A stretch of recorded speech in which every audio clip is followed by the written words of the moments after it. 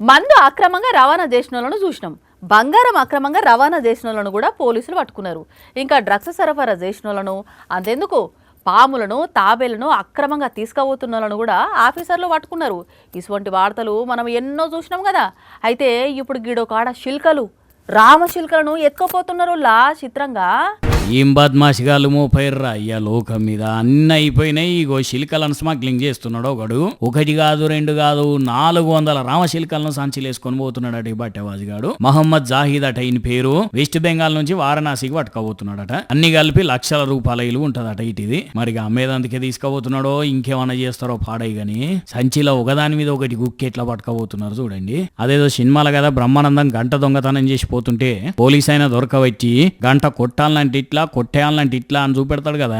అదే చందాన ఈడు పబ్లిక్ తిరిగే రైళ్ళ గిన్ని గనం రామశిల్కలు వేసుకొని పోతుంటే అవి ఊకుంటాయా